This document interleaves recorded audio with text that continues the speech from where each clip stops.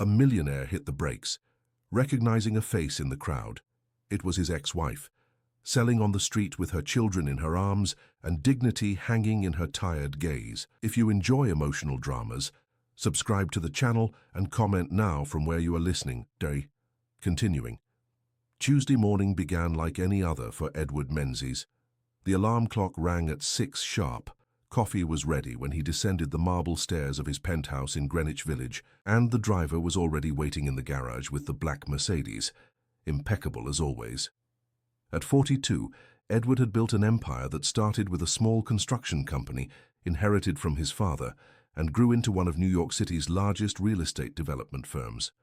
Buildings bearing his signature dotted the landscape, each one concrete proof of his success. That morning, however, traffic was heavier than usual on Fifth Avenue. Edward looked out the window as he typed furiously on his cell phone, replying to emails from American investors interested in his newest venture. His driver, Mr. Jenkins, knew that silent routine well: 20 minutes to reach the office, 45 minutes of meetings with engineers, business lunch at Daniel. Edward's life was timed with the precision of a Swiss watch. The traffic light at the corner of Park Avenue and Fifth Avenue turned red. Edward sighed, impatient. It was precisely when his schedule couldn't afford delays that traffic conspired against him. He continued typing, but something in the periphery of his vision made him look up. On the sidewalk, right in front of the car, a woman held 2 small children while offering homemade sweets to hurried pedestrians. There was something familiar about that silhouette. Her brown hair was shorter, tied in a simple ponytail.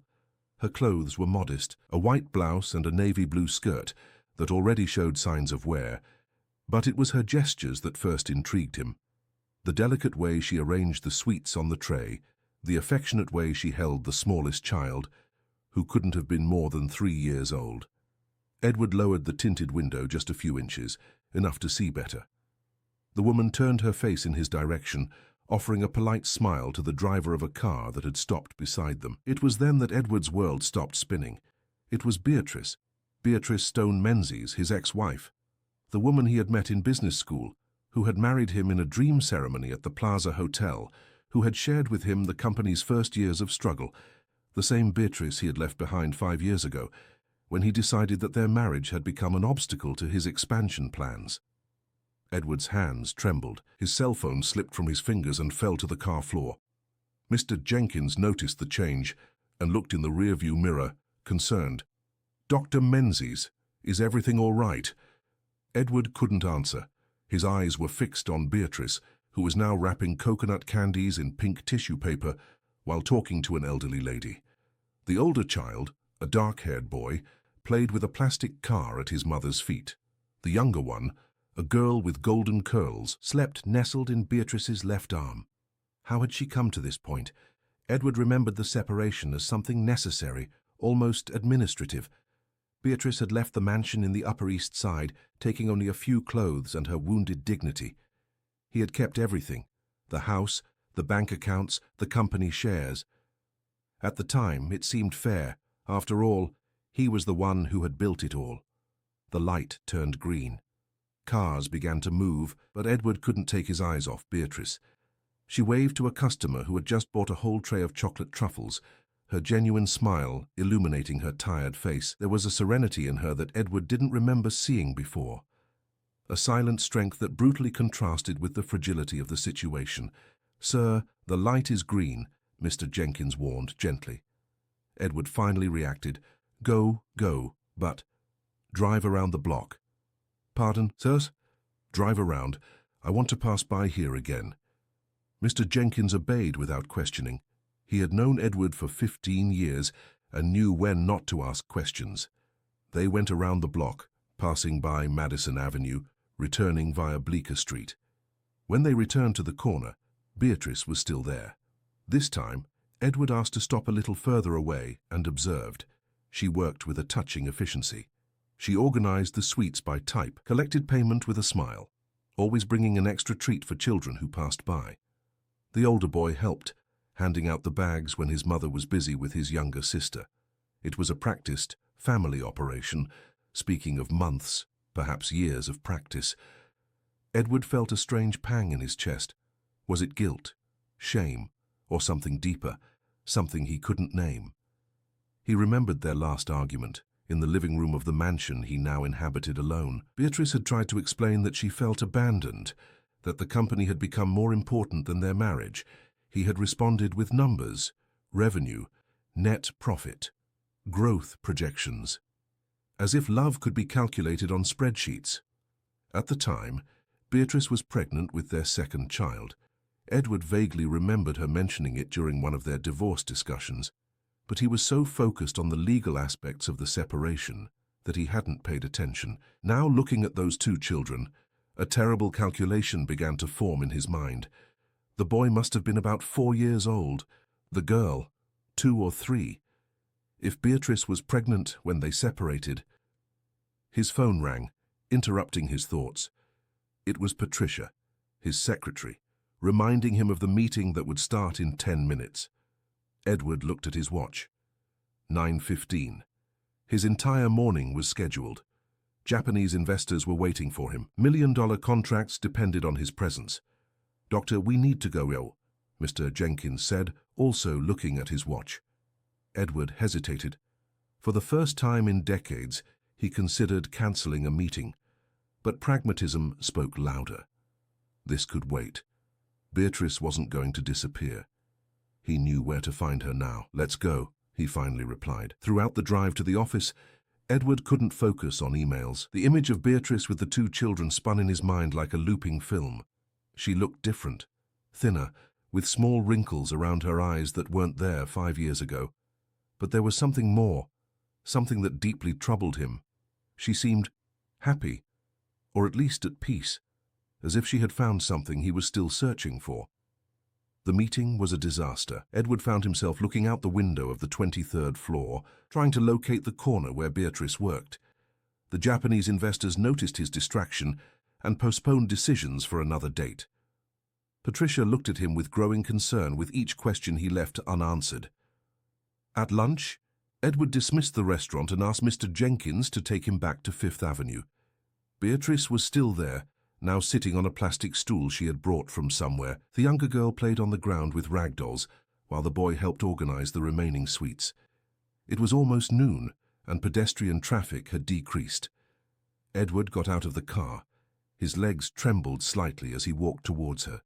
He didn't know what to say, how to start a conversation after 5 years of absolute silence. Beatrice saw him approaching, and her face hardened. She stood up, instinctively placing herself between Edward and the children. "Hi, Be," he said, using the nickname he hadn't pronounced in years. "Edward," she replied, her voice neutral, controlled. "What do you want?" He looked at the children, then at her. I didn't know. About them." Beatrice followed his gaze and understood. "Oh, you think they're yours?" Edward swallowed hard. "Are they?" She took a moment to answer, as if weighing each word. The boy looked up and gazed at Edward with curiosity. He had his father's same green eyes. "Does it matter now?" Beatrice finally asked. "Of course it matters, if they are my children."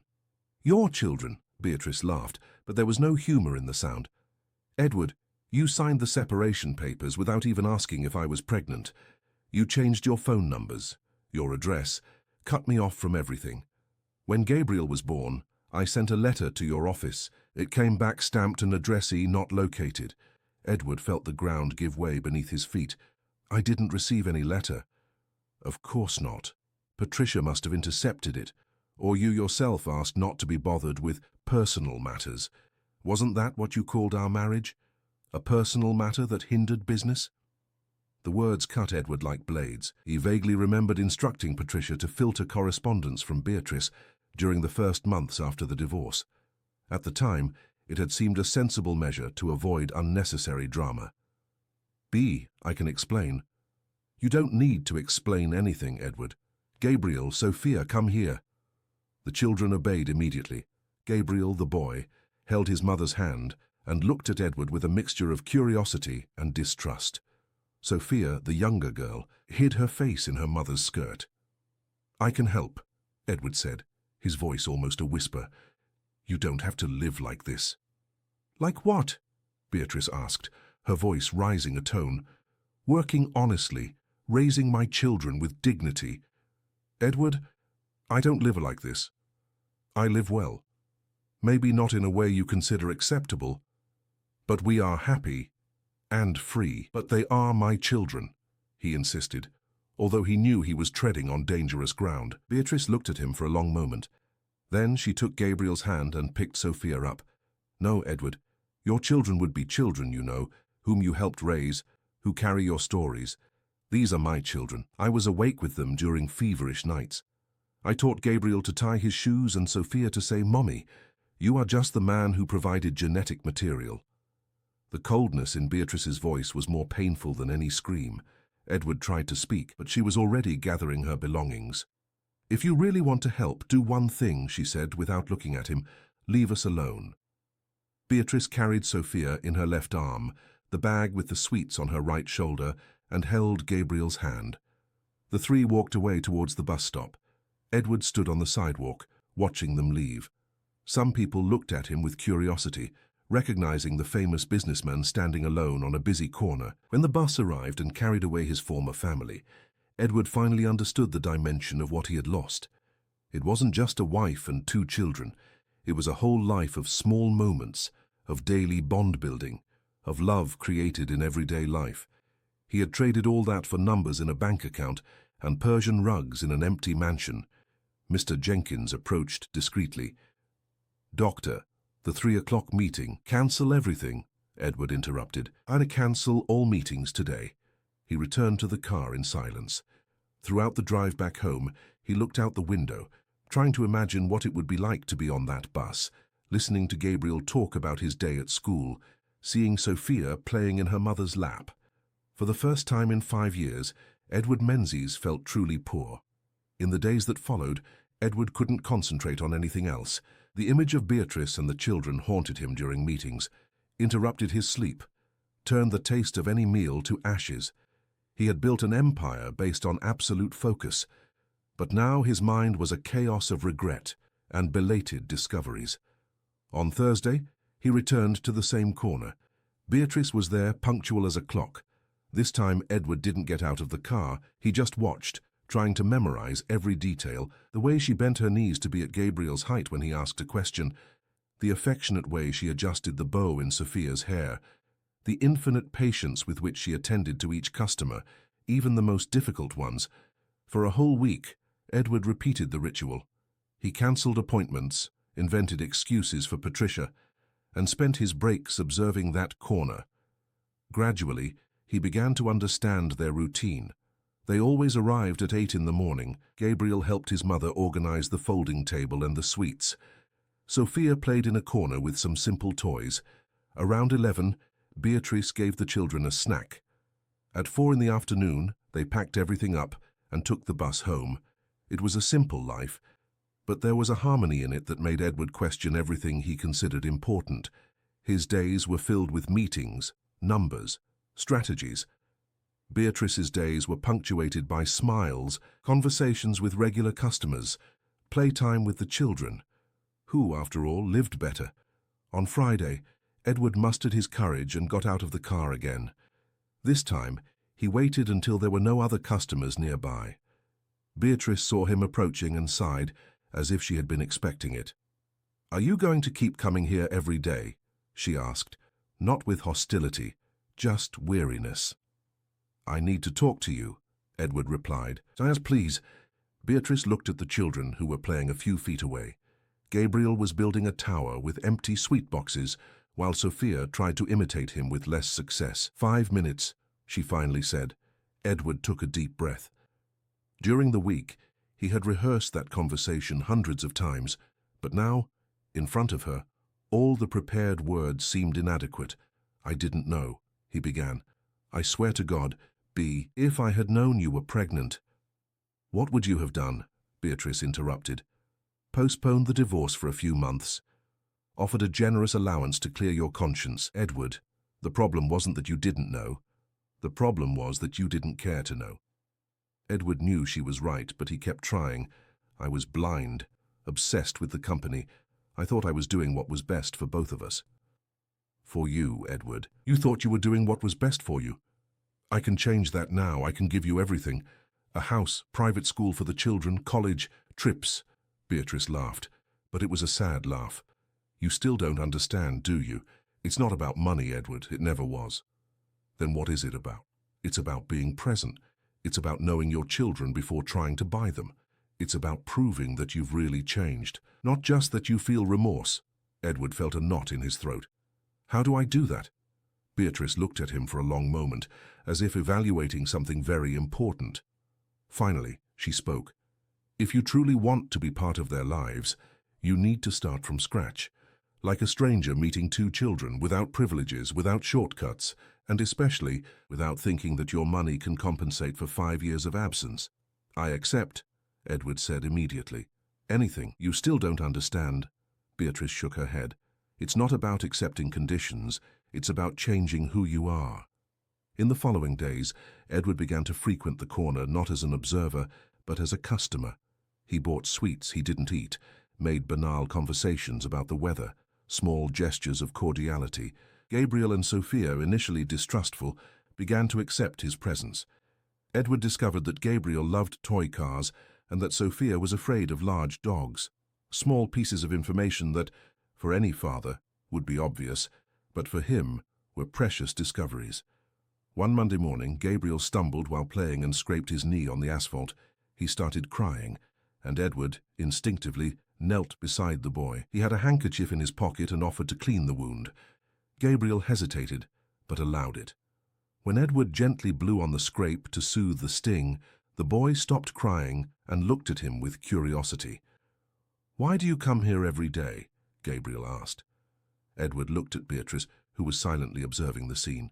How to explain to a 4-year-old that he was his father, but had lost the right to be one? "Because I like you," Edward replied simply. Gabriel smiled. "Can you teach me to whistle? Mommy can't." Edward felt something break and rebuild at the same time inside his chest. "Of course I can." Over the next few weeks, the relationship between them slowly transformed. Edward learned that Gabriel dreamed of being an airplane pilot and that Sophia liked to draw flowers. He discovered that Beatrice had gone back to school, taking a pastry course at night, and that her dream was to open a small sweet shop. It was on a Thursday afternoon that everything changed. Beatrice didn't appear at the corner at the usual time. Edward waited until 5 in the afternoon before starting to worry. The next day, she didn't come either. Concerned, Edward asked other vendors in the area for information until he discovered that Sophia had fallen ill and was in the hospital. When he arrived at Bellevue Hospital, Edward found Beatrice sleeping in an uncomfortable chair beside a bed where Sophia connected to some machines and slept deeply. Gabriel was curled up in his mother's lap, also sleeping. The scene was touching and devastating at the same time. Beatrice woke up with the sound of Edward's footsteps and looked at him with surprise. "How did you know?" I asked on the street. "What happened to her?" "Pneumonia," Beatrice replied, her voice exhausted. "The doctor said it was because of the cold and humidity. Sophia has always been more sensitive than Gabriel." Edward looked around. The room was part of the public health system, simple but clean. There were 3 other beds occupied by children, and the environment, although well-maintained, was clearly different from the private hospitals Edward knew. "Do you want me to transfer her to a private hospital?" Edward asked softly. Beatrice looked at him with weariness. "Edward, she is being well cared for here. Dr. Fernanda is excellent. It's not about the hospital being public or private." "I know," he replied quickly. "I just want to help." Beatrice sighed. "If you really want to help, you can stay here with Gabriel while I go get some things from home. He doesn't want to leave his sister's side." Edward nodded. "Of course." When they were alone, Gabriel approached Edward and whispered, "Do you think Sophia will get better?" "I'm sure she will," Edward replied, stroking the boy's hair. "She's strong, like Mommy." Gabriel nodded, looking relieved. "Can you stay here with us tonight?" The question hit Edward like a punch. That child, and who barely knew him, was asking for his company at the most frightening moment of his little life. Edward looked at Sophia, so fragile in the hospital bed, and made a decision that would change everything. "Of course I can. I won't leave here." Beatrice returned 2 hours later with a small suitcase and some of Sophia's toys. She found Edward and Gabriel talking in whispers about airplanes, while Edward drew different types of aircraft on a sheet of paper he had borrowed from the nursing staff. "You don't have to stay," Beatrice said, but without the usual hardness in her voice. "I want to stay," Edward replied. "If you let me." Beatrice looked at Gabriel, who was sleeping leaning against Edward's arm, and something in her expression softened. "You can stay." During that night, while Sophia fought her fever and Gabriel slept between them, Edward and Beatrice talked for the first time in 5 years, not about money, business, or the past, but about the children. Edward heard stories he had missed. Gabriel's first word, Sophia's first steps, their mischief, their fears, their joys. Each story was a sweet pang in his heart, a reminder of what he had chosen to lose. "Do you regret it?" Beatrice asked in the early hours of the morning, when Gabriel and Sophia finally slept peacefully. "Every day," Edward replied honestly, "but not in the way you imagine." "How so?" "I regret not having known you better before I lost you. I regret thinking I knew what was important. I regret having wasted so much time building empty things." Beatrice remained silent for a long time. Then she said, "I regret some things too." "What?" "Not fighting harder, not insisting that you see what you were losing, letting pride speak louder than love." Edward looked at her in the dark. The love was still there, transformed, matured by time and pain, but still alive. Not the possessive and anxious love of youth, but something deeper, more real. Sophia recovered completely in a week. When they left the hospital, something had changed between all of them. Edward was no longer a stranger who appeared at the corner every day. He was someone who had been present when they needed him most.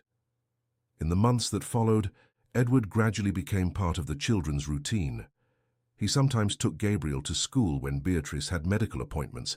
He stayed with Sophia during her mother's pastry classes. Little by little, he learned to be a father not through grand gestures or expensive gifts, but through small, constant presences.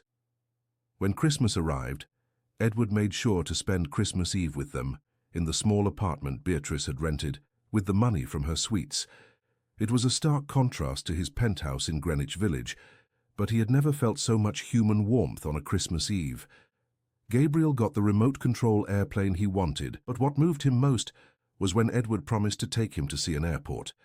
Sophia got a doll, but she was even happier when Edward offered to learn how to comb doll hair with her. It was when they were all gathered in the small living room, watching a children's movie on the old television, that Edward finally understood what Beatrice had tried to tell him months ago. It wasn't about having children, it was about being a father. It wasn't about possessing a family, it was about being part of one. That night, when the children were already asleep, Edward and Beatrice went out to the small balcony of the apartment. The air was fresh, and the city stretched out before them with its endless lights. "Bea," Edward said softly, "I learned." "What did you learn?" "That there's no shortcut to love. That being a father isn't a title, it's a daily action. That family isn't something you possess, it's something you build every day." Beatrice smiled, and Edward saw in that smile the woman he had fallen in love with 20 years ago, but also the strong and independent woman she had become. "And now?" she asked. "What are you going to do with that learning?" Edward looked through the window at Gabriel and Sophia, who slept peacefully on the living room sofa bed. "I'm going to keep learning. Every day, if you'll let me." Beatrice took his hand, and Edward felt that he had finally found his way back home. Not the house of marble and crystal where he lived alone, but the home that is built with presence, patience, and true love. Months later, when Edward looked back, he realized that the day he saw Beatrice on that corner hadn't been the day he reunited with his ex-wife. It had been the day he finally found himself and discovered that the greatest wealth a man can have is not measured in numbers in a bank account, but in the number of people who truly miss him when he is not present. Gabriel officially became a paper airplane pilot. Sophia learned to make chocolate truffles almost as well as her mother. Beatrice opened her small sweet shop, which became the neighborhood's favorite meeting spot. And Edward learned that sometimes you have to lose everything to discover what truly matters in life. End of story. Dear listeners, we hope that Edward and Beatrice's story has deeply touched your hearts. If you were moved by this journey of reunion and redemption, Please like, subscribe to the channel, and tell us in the comments which moment touched you the most.